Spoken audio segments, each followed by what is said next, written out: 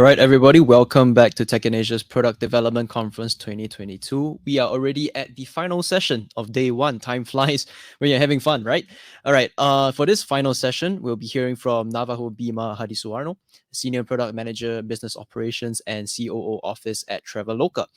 He'll be talking to us about assessing your product opportunity, cost, and risk. Now, there will be a Q&A session after his presentation. So as soon as you have any questions pop into your head, please put them into the Q&A tab and we'll get to as many of them as we can after his presentation. All right, Navajo, are you ready? Thank you, Winston. All right, so thank you very much for the introduction. And first of all, I'm very excited to attend Tech in Asia Product Development Conference 2022. It is really great pleasure for me to represent Traveloka in this distinguished event. And I also am very happy to be with all of the speakers and audience today. And I hope that everyone is doing okay today and everyone is feeling healthy and excited as well for this session. So for the next 30 minutes, I will be sharing with you about my experience in the past 4.5 years in Traveloka, basically working and focusing on hygiene products and operations that we have within the organization. And I will be also sharing a little bit about the perspective and stories or experiences that we shared and experienced in the past couple of years, especially when the pandemic hit. So it's going to be exciting, and I hope that from this session, you could also understand how the changing priorities that happened in Traveloka can be accommodated through the assessment of this product opportunity, cost, and also risk. But before we go further into the detail, let me also introduce myself a little bit here. So my name is Navajo, as mentioned, and I'm currently working as a senior product manager in Traveloka. I've been here again for 4.5 years now, and I'm working on the business operations domain or department right now. And this business operations is spread across the Traveloka organization, and we're focusing on implementation and also executing the strategy and plans that we have within the organization. And recently in January 2022, I was also assigned for a new role in the COO office, which main responsibility is to help the COO in implementing some strategic projects throughout the organization. And yeah, that's about work. But other than that, I'm also a husband, a father of a 1-year-old daughter, and also I have a huge team right now in Traveloka, which I really cherish, and also I love so much. And I think there's more to it than just the labels. I think what I want to also highlight to you from this session is that I have always been passionate about empowering and supporting people, organizations, as well as businesses. And this can be traced back into the several experiences and also activities that I did in the past. Sharing with you a little bit what pushed me forward up to this point is that when I was in college, I was involved in a lot of organizational and social activities. First of all, I took part in the community empowerment and development, focusing on child education and entrepreneurship in rural areas, basically helping giving the life skills that is needed for the children around my campus and also the society so that they could increase the quality of life. And then secondly, I also co-founded a social entrepreneurship movement near campus that focused on reducing the plastic waste by transforming it into chic and eco-friendly tote bags to be sold, whereby the profits went to the female trash pickers in the area. Really understanding the problem of the people in the lowest register of our economy and social status, and also trying to understand what kind of opportunities that we could find within that circumstances and also to help the people who are in need. And lastly, I was also involved in a lot of organization at my campus. I was actually the president of my university student organization, scaling up organization, building social awareness among students for the community around campus as well. So I think this has become my mission and also my purpose in life. I think this is also the calling that I have, and I want to continue moving forward when I actually enter the professional work at that time. So from here, I actually concluded that essentially I could find happiness and I could find joy and excitement when my talent or work can actually support others to grow. And I also decided that when I enter the workforce, the professional place, I want to contribute to the people, to the organization, and to the company that I work for. And that is also translated into the career journey that I had since 2017. So I was starting my career journey in senior mass agribusiness and food as a process excellence analyst. I was assigned to improve the branch operations, which cover the three departments, which is in this case finance, logistic, and also commercial. So I really went deep and worked together with the people on the floor, the people at the branch, identifying the key opportunities that we could see in the overall processes, and then really understanding where the gap is and how we could improve those gaps, and increasing the quality of the operations by simplifying the steps or even increasing the productivity itself. So by that time, we could actually result in an increase of 72% productivity in the sales representative, as well as reducing the manual paperwork in the finance operations team. From here, I think I could also see that the work that I did was actually helping the people in the organization, and they could also focus more on the priority agendas, think more strategically about the plans they want to have in the future. And in 2018, I was inspired by the boom of technology industry in Indonesia, especially, but of course across Southeast Asia. And then I decided to join a company that could also support my mission of life, my purpose of life, but from the angle and from the support of the technology that the company actually offers. So I was applying for Traveloka at that time in 2018. I was lucky enough that this company actually shared the same mission and journey and objective with me. So I joined as an associate product manager who's focusing on the product incubation mission with a team of 2 people. And I was focusing only on the product launch management across Southeast Asia markets. So at that time, in a quarter, I could actually launch 10 to 15 products at the same time in all of the Southeast Asia markets. From here, I could actually learn how a product should be tailored into specific markets so that we could ensure the success of that product launch. And then in 2019, I was moved to the product manager role. And in here, I already handled and led 5 missions. Besides product incubation, there are also business continuity, product operations, content management, and operations and business process support, which overall covers the domain or portfolio of business operations organization. And in 2020, I already handled all of the domains and created the roadmap for the whole product portfolio. And in 2021, I was assigned as a senior product manager who's managing the whole business operations department product and strategic direction, as well as spearheading the CEO office strategic missions that covers business process improvements, customer advocacy, planning, budgeting, and monitoring on ad hoc basis. So that is pretty much the experiences that I had since 2017. And if you can actually understand and also conclude from my experiences, I'm not typically this product manager that you usually find in a tech organization. Traditionally speaking, usually people find that the product manager role is actually focusing on innovation, on growth, or on consumer or customer facing. But there are actually other types of product managers that you could find in a big tech company. But maybe this is something that I would like to also share with you as a perspective of what product manager is. There are a few other definitions of product managers. For me, especially, I'm focusing on the operations or hygiene products. And in this case, my responsibility right now, this is actually a very simplified version because there are also other domains or scopes. But first of all, this is business process improvement and standardization, making sure that we have a standardized, effective, and efficient approach to ensure that our business users can focus more on the A-list agendas or increase their productivity.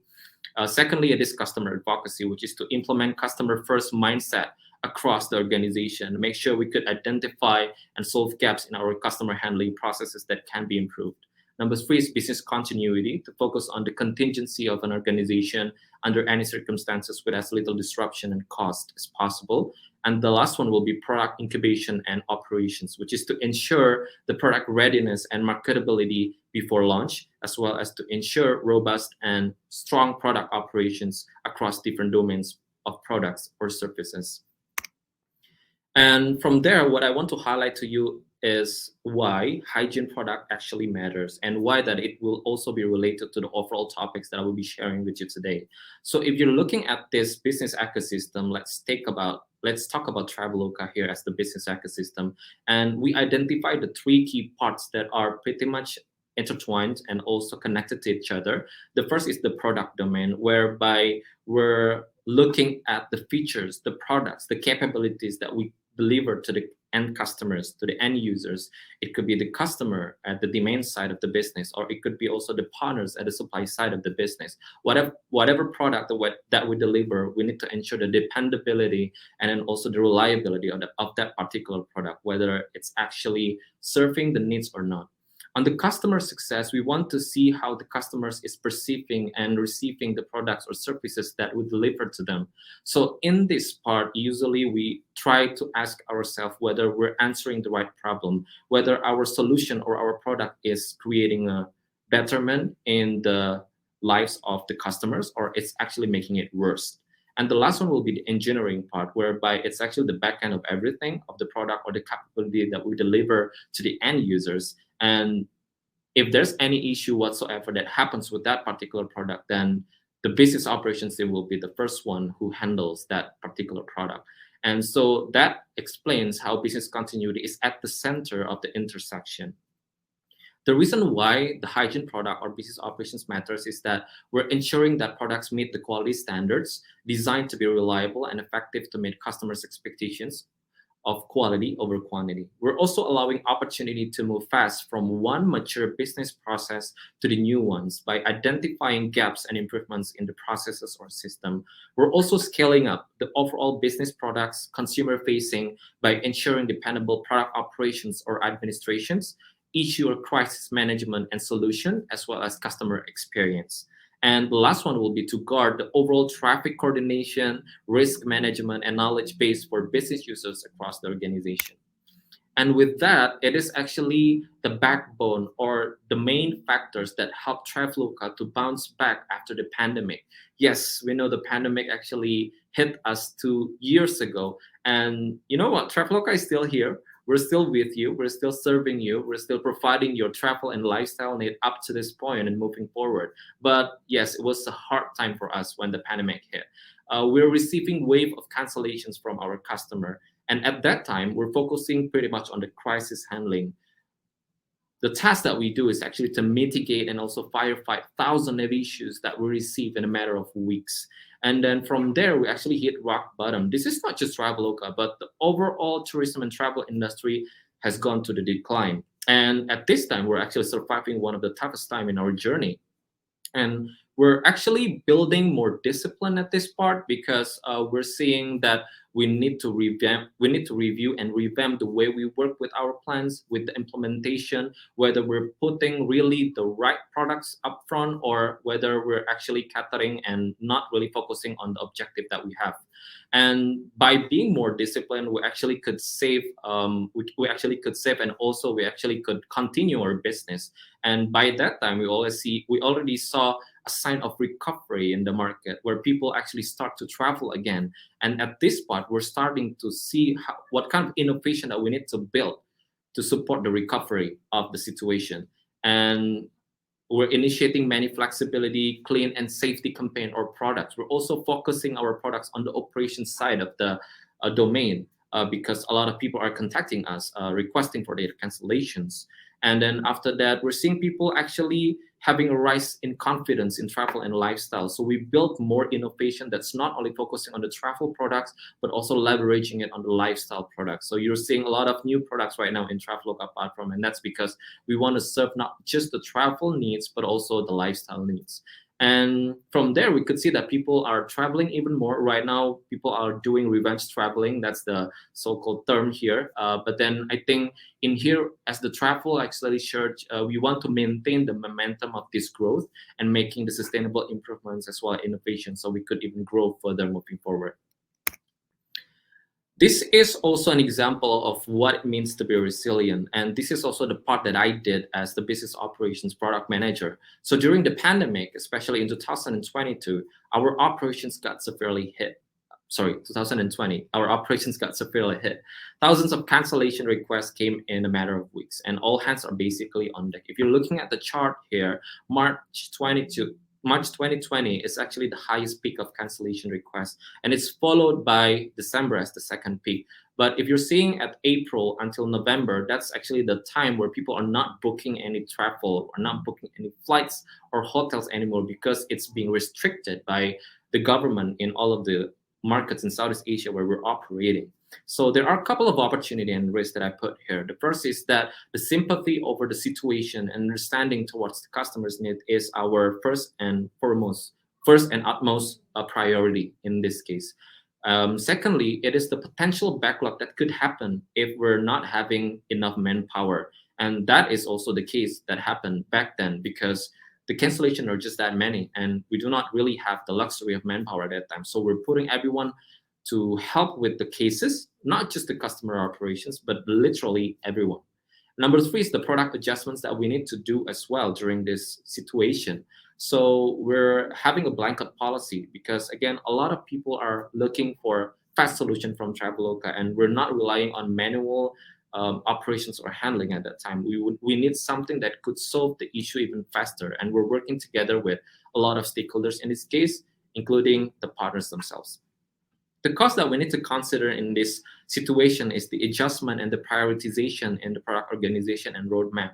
So we have our roadmap defined in the beginning of the year. Usually we do all of this preparation of the OKR by the end of the last year, and then we will finalize it on January. But then the pandemic actually hit on February and March in Traveloka.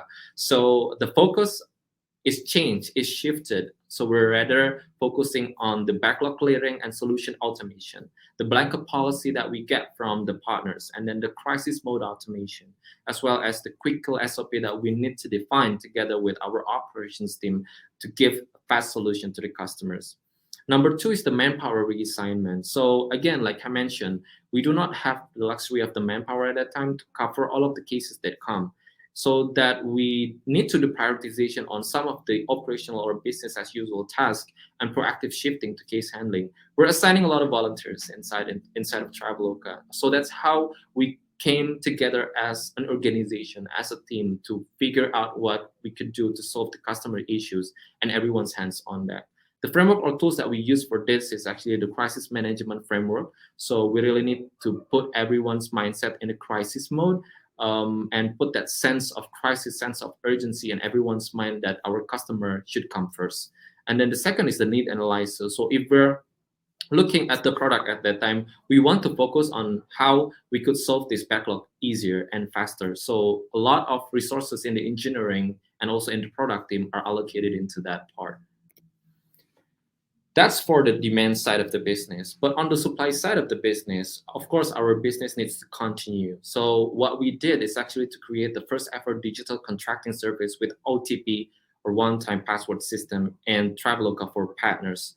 And this actually eased the acquisition and contract management during pandemic. So we're helping our partnership team or market management team to ensure that they could still continue their account management activities and reducing our direct operational cost.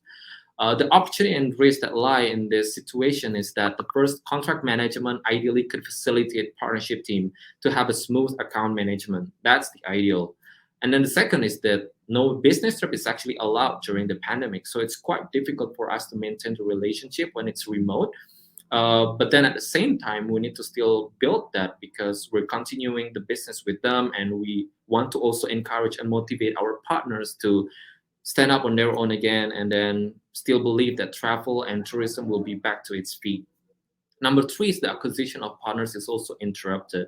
Understood that it's a very difficult situation. We're changing the focus, but I think at the same time, we want to still be able to continue the operations on the other aspects as well. The cost that we need to consider in this case is the assessment on the long-term investment versus the trip cost itself. So usually the contracting or the account management is done by visiting directly our partners across Southeast Asia. And because the business trip is actually halted, so we need to consider the continuity of the feature and capability that will allow our partnership team to manage the accounts remotely. Secondly, also about the cost efficiency in direct operational costs related to the account management. So for this, the framework or tools that we use, the design thinking, because it's something that we literally started from scratch. So the users are also not always accustomed with digitizing the contract or automating the interactions. So what we did is to identify how we could absorb or mimic that interactions between the partnership team as well as the merchants themselves into something that is more digitized. So we do a lot of testing in this case. We do a lot of validation with our users, whether this would work, whether this is something that they would want to do as well. So once that's validated, then we could actually build this. And by the end of it, we're actually looking at improvements in terms of the communication. We could still continue our operations in the account management and helping the partners grow at the same time with the solving of the customer care cases and the pandemic itself. So this is one of the ways of how we're looking at the situation, and not just as a risk, not just as something that's negatively impacting our business, but more as an opportunity to look at and how we could come out of that situation with an improvement or innovation that we did in our end. Secondly, on the automating interaction. So there are a lot of business as usual BAU activities in business operations. We're pretty much focusing on the product administration. So whenever something or a product needs to be released, needs to be launched, then whatever operational needs or administrative needs will be catered by my team. So at that time, there are a lot of also new products that we wanted to launch, but then at the same time, we do not have the manpower to fulfill all of those needs. So what we need to do is to automate the interactions. For example, there are a lot of reviews that we receive from the customer as well after their booking or staying at a hotel. And these reviews will be moderated manually in the past. But then we're creating a tool to auto moderate the reviews by understanding the languages, by also collecting the glossaries, by also creating a model to identify the common words, to also identify how we could spread some abbreviations, and those kind of approach actually resulted in auto moderation process for our reviews, and that could increase the productivity of our team, so we could move on to the next project. Other than that, it's also on the pricing operations, whereby for some projects that is related to the revenue management or campaigns, we usually do some checking on manual basis, but we're trying to also absorb that processes into product so that in the future we could actually simplify the process and increase the productivity of the team. So that's pretty much how we're shifting the perspective and also shifting the gears to something that is more automating, something that is also more simplifying in the operational processes. And that is actually just an example. But then overall, on how we could see the product organization is moving forward, and also assessing the product itself, we need to first start from looking and defining the directions of an organization or the product itself. Defining the product is one thing. Usually, if you are a product manager and you're specifically assigned with a specific domain or missions, then you're only going to be focusing on that. But then there is going to be a larger scope of the mission itself. So it is going to be like it is going to be like a bigger scope, which is what we call here as a function or department. And then under one function or department, of course, there are a lot of missions or scopes, right? And then even when there is a function, there is another bigger scope above that, which is the overall product organization. And then above the overall product organization in a BU, of course, we have a product organization in the organizational scale. The way we define or the way we assess what is needed in the product roadmap is not just from the bottom-up approach, but we also use the top-down approach, whereby we're looking at the OKR as our benchmark, as our North Star. So usually the practice of defining this product roadmap or organization roadmap is going to be started from the overall company-wide OKR practice. Once that OKR is actually created, then it will be translated into the layer of teams or organizations below that. And usually, for me, as a senior product manager in business operations organization, I will cascade that OKR from the BU and also the organization, the travel local level, into something that's applicable in my organization, something that is also still accommodating the aspirations of the missions or functions under my organization. So once I define that combination and crystallize it into business operations OKR, then the teams under the business operations organization will then define their own OKR. That will be cascaded down into their own OKR that's inspired from the overall organization OKR, but at the same time, they could still put their aspirations into it. And once that's translated into each of the mission, then we will touch on the product roadmap itself on a quarterly basis, because usually the OKR is defined on a yearly basis. And when you're defining this product roadmap on a quarterly basis, you're looking at it as a cycle. So it's actually a continuous process. First, you will start from the strategy and the roadmap. You will be defining where the product or scope is heading to and what are the capabilities and initiatives that will be delivered.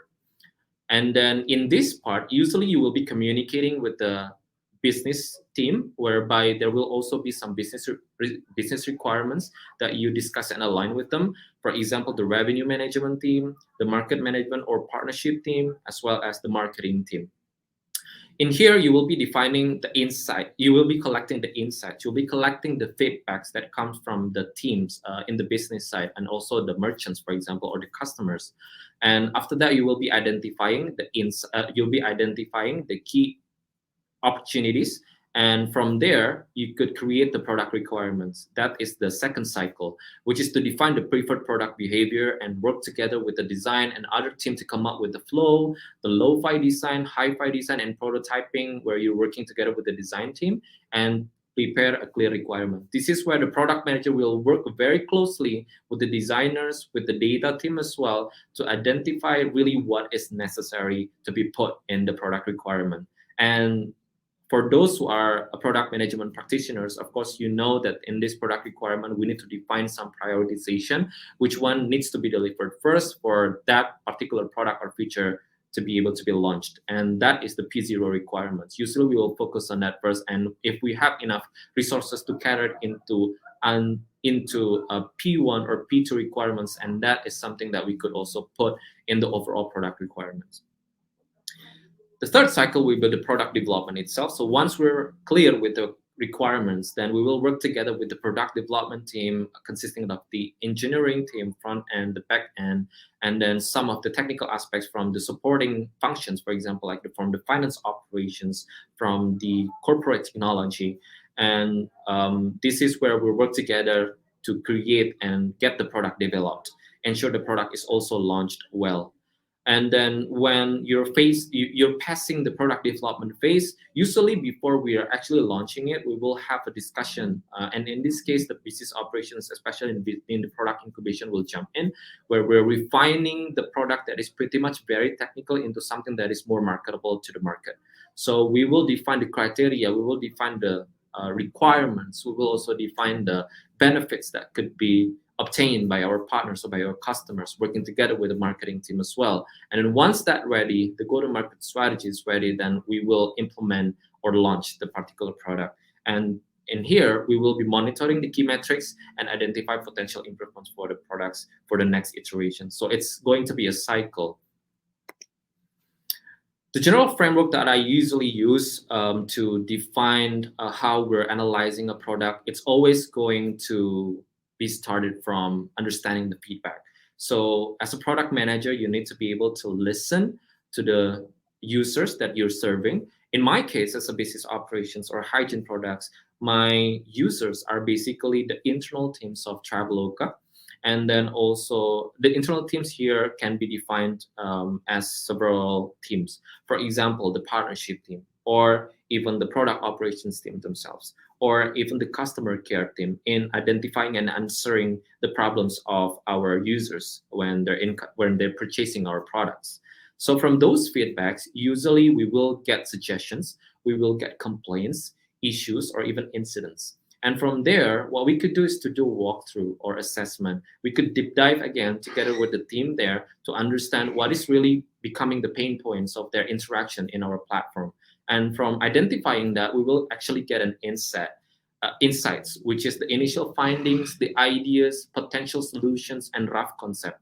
Usually in here, we will get an idea of how a particular problem needs to be solved, but it's not complete yet. It's not refined yet. So it is really a rough concept. Okay, so for this particular problem, what we could do is to do ABC. In my case, in the sample that I shared with you, so the initial insight was that the cases of cancellations are really that many. And the initial insight that we could get is that this will be easier for us to handle. We will also be able to give fast solution to the customers if we're providing a blanket policy. That's a rough concept. Once that is defined as an insight, then what we could do is to synthesize and to align. So in here, we're validating again the insight that we got with the people who are related, with the people who may be impacted by that particular solution. So we're going to test our understanding and our solution, whether that will work or not. And then in that case, in the blanket policy, we're discussing actually with the supply side of the business, with the partnership team, whether the hotel partners or the airline providers are going to be okay with us asking them to provide a blanket policy. Blanket policy is something that we ask to the partners to provide in the case of refund or reschedule. So when they're requesting it to us, we're not going to attend it one by one. So let's say if you're requesting a particular hotel, then we already have the solution or the answer. Yes, you could do the refund, or you could do the reschedule for specific dates. So that is what we call as a blanket policy. And when that is validated, then we will create a plan. So this is an identified improvement opportunities. This is an agreed plans. This is a roadmap or project list. Once that is defined, then we will create the product requirements, just like I mentioned before. And in these product requirements, we will be working a lot and very closely with the engineering team as well as the design team. And that will involve conversation about technical feasibility, the UI and the UX as well, how that the customers will be able to get benefit from this particular product, how their problem can be solved by this particular product or feature. And from there we could do prioritization and development, because not all of the capabilities can be delivered. So what we need to do is to really identify what will be the minimum viable product or features that we need to deliver for this particular capability to work. And once that's identified, we will do the development, and we will move to the implementation, where it's an execution based on priority and project management.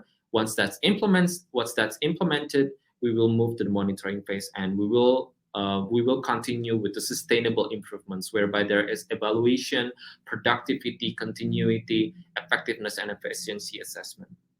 So that will be the general framework of how we did in the business operations organization, but also overall the product organization, in terms of looking at how a product has the opportunity to make the best use for, and then also has the risk to be answered and the cost to be considered. This is also a tool, one example illustration to understand better prioritization of your product or capability that you want to deliver. So first of all, after we're identifying the key improvement opportunities, then we will create some project log. In this case, we will compile all of the ideas, and then we will then reassess again the priority based on the effort versus impact metrics. I think this is a very simple 2x2 metrics, right? Whereby you could see whether something or a capability that you want to build is requiring a high, medium, or low effort, and with a low, medium, or high impact. So that is always going to be the framework that we're using in identifying which one that we should push first. If that's something that could be attained by us with a very low effort, but then it has a high impact, then that will be the priority, or what we call as a quick wins. But then there will be some also that creating high impact, but with a high effort as well. For this part, usually what we do is to deep dive further into the requirements and really understanding what can be delivered in stages and which ones that can come first. I think that will be very important for you as a product manager or non-product managers to really identify which one that really matters and which one that can come later. So from here, usually we will come up with a prioritization, a P0, a P1, or P2, and so on. And from there, there will be an alignment with all of the stakeholders. And once the quarter actually started, we will move on with the development of the whole roadmap that we've identified and aligned in the beginning. So as a key takeaways, what I want to share with you is that there are different types of product managers. Traditionally, it's highly associated with innovation, growth, consumer facing. However, there's also a unique perspective in the definition, especially at the phase where your company is at scale and heavy on the operations. Then hygiene is also very important. Number two is on the changing priorities in the product domain and organization. It's actually something that is normal to happen. And strategic planning and long-term roadmap will be created in the beginning, but essentially it will also change. It may change based on the circumstances. And when that happens, reprioritization is needed. And it's usually begun by adjustment in the OKR from the organization perspective and analyzing the opportunity of a product as well as the risk and considering that with the cost is very important. I think there could be a lot of approaches. The framework and tools that I mentioned to you is one of the samples, but really understanding what is needed at a certain time, at a certain period of time, and communicating that with the whole stakeholders, getting everyone aligned, getting everyone's buy-in is something that is very important as a product manager in assessing what's right for the product itself. And the last one will be to assess your product pre-development and launch is pre-development and launch is a collective efforts and a continuous process. So it's a cycle, and you need to be sure to be comprehensive and consider all aspects. Again, from the roadmap perspective, it should all start from the OKR, where it's collective, and then after that, it can be cascaded down into the functions, into the missions, into the teams.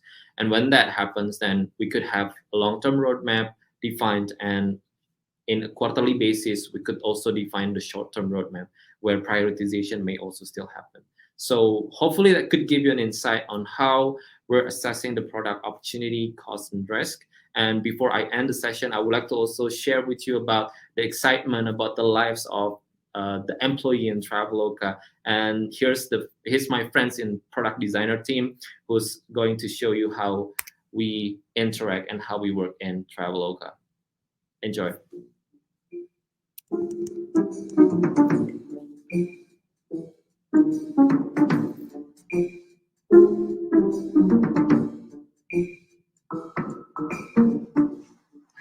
Hey, Morning. morning, Ulf. New kid on the block. How's your first week in design team? Well, it's been pretty amazing, but Pretty busy? yes, actually, I've been wondering myself, like, do you have any tips on how to enjoy myself better here as a designer? Well, I've got some. First, you want to start your day by creating an environment for fresh and positive mindset. I would usually get the free breakfast at the pantry, tune into my favorite music, and scroll social media for inspirations.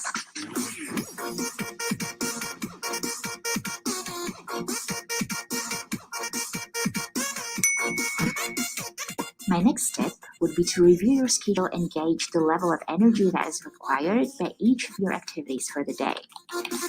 I'd also use this time to arrange meetings. Remember, don't create meetings over lunch or after 6 p.m. At Traveloka, we try to honor people's rest time. Now, let's talk about testing. Usability and concept tests are embedded into our design process. And the best way to enjoy them is to invite your team to observe the sessions alongside you. Okay, if it's okay with you, I think I have around 300, 400 comments and suggestions for you for this product. If it is okay, let me start. Sometimes we're proven wrong in the most humbling way possible. Other times, we get to see just how diverse our customers are. Okay, now, can you help me to add 2,000 apples into your basket? At the 2,000 apples? Do you think we are in a math book? At Traveloka, we talk to people outside of our circles. We spend our time not just with other designers, but also PMs, data people, and engineers. After all, design is the conversations that happen between us and our stakeholders. Not just about how things should look or function, but something more fundamental. Which problems do we want to solve? What we should build next, and why?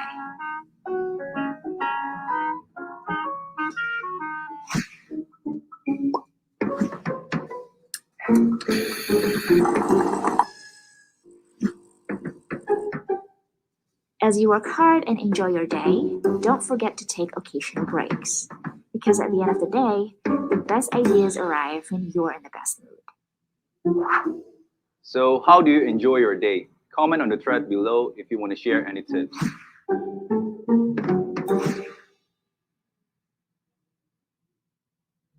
All right, so that's a glimpse of how Traveloka one-on-one is and how to enjoy your day as a Travelokan. So hopefully that could also shed a light on how we interact and how we do our activities on daily basis in Traveloka.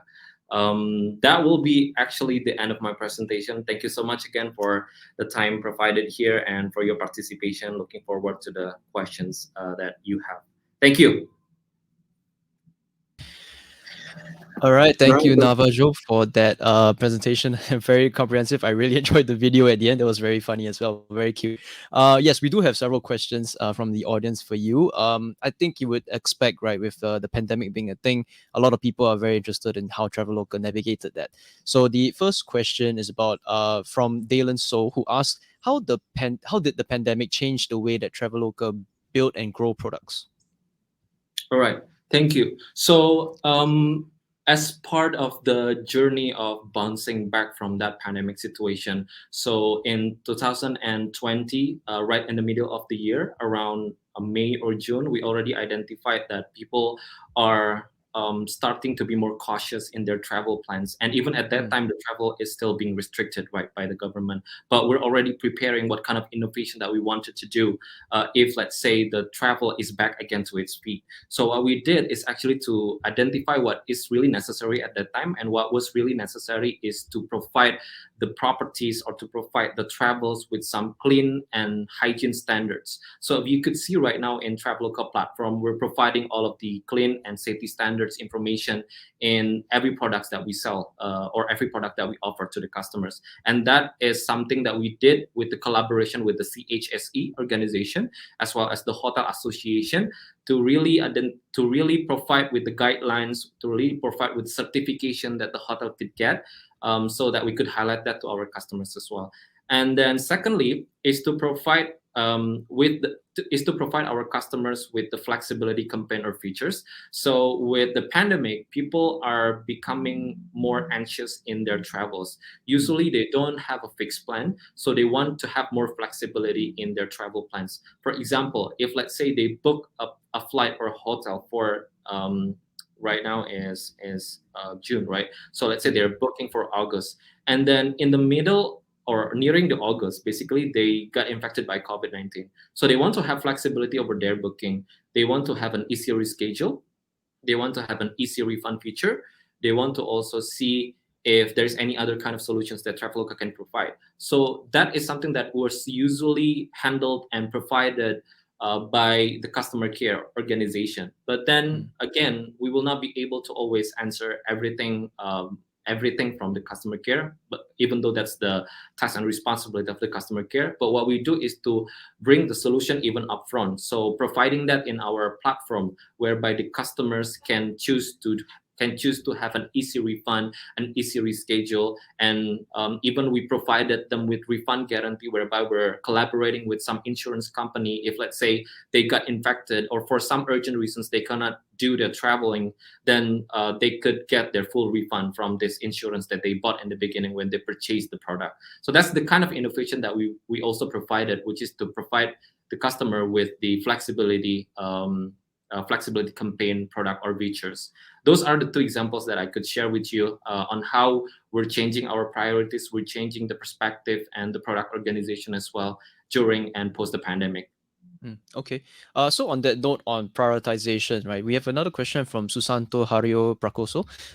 They would like to ask, during a pandemic, which is more important, finding a way to get new revenue streams or minimizing loss? All right. So at that time, I think what we were focusing as a company is to provide the best solution to the customers, to really answer the customers, because the customer of Traveloka are already satisfied and they're purchasing from Traveloka for their travel and lifestyle needs. So we want to keep the customers to be and stick with us.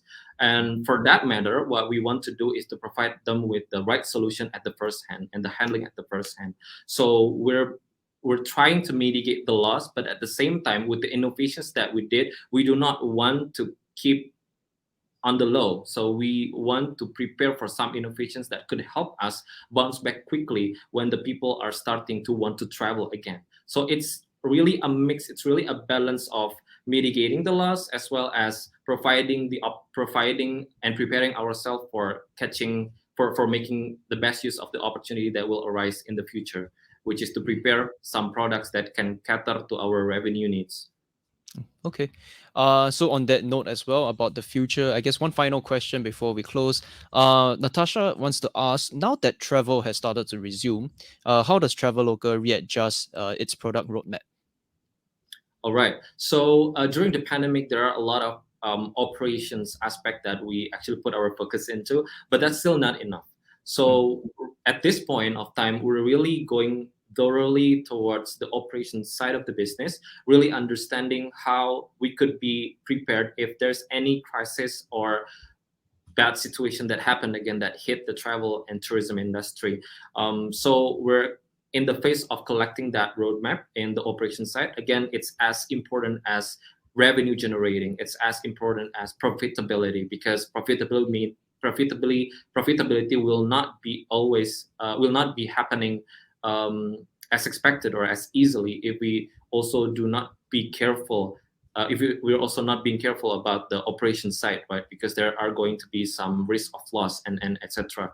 So that's first. The second is to continue with the innovation that we have, especially making the best use of this revenge travel that our customers are right now facing and aspiring to do. Really providing them with the best deals that we have, providing them with the campaigns and some marketing plan and strategy to really capture the demand or even create the demand. And then other than that, I think it's also a combination of how we want to also partner better with our suppliers, really making sure that they could also provide some dependable and also reliable experience for our customers. So we're moving towards that direction as well, which are focusing more on the post-purchase experience for the customers to not just buy products in our service, to not just buy products in our app, but also to experience the beyond experience after they purchase the product and make a stay or fly or buy eats from Traveloka. So it's more towards fulfilling the overall travel and lifestyle needs of our customers. That's going to be where we're moving forward in our product roadmap. All right. With that forward-looking note, we'll end on that. Thank you so much again, Navajo, for your presentation, a very comprehensive presentation, and for answering all the questions that the audience had for you. Thank you so much for the opportunity. Thank you for meeting you all. All right. All right. So to the people in the audience, as I did mention, this was the last session of PDC Day 1. I'd like to thank everyone who's been with us, whether it was just for one session or whether you've been with us since minute 1. It's all very greatly appreciated, right? Of course, we also can't forget all the speakers that have come today, presented, and shared their insights and experiences. Big thanks to all of them for coming on and answering all the questions that you guys had. And you guys were very enthusiastic in asking questions as well. So there was a lot of work for them. Of course, as I said, this is just day 1. There is a day 2 that's happening tomorrow. Just to give you guys a little bit of a teaser, like I mentioned earlier, we do have a session on building a DAO project that people care about. New Relic will be talking about product ops and how that streamlines the development process. And also we'll be learning about how to manage or lead tech teams in a remote setup. This is a discussion that will be led by the Parent Inc. and Carousel, and obviously a very relevant topic given the way that we are all working nowadays. But those are just a couple of the sessions, of course. There's a full agenda, a full list that you can check out on this event platform under the schedule and booth tab, right? So give that a look and bookmark the ones that you want to attend tomorrow. Of course, it'd be great if you just attend them all, but Okay, and lastly, just let everyone know that we have a few so-called bonus sessions. We had a few other sessions that we did with some other speakers, pre-event road to PDC video sessions. We will replay those playback videos right after we close the live this current event. So you can stick around and watch those if you'd like. And with that, my name was Winston, writer and editor with the Tech in Asia Studios team. Thanks again so much for joining us today. I hope to see you again for day 2. Take care and goodbye.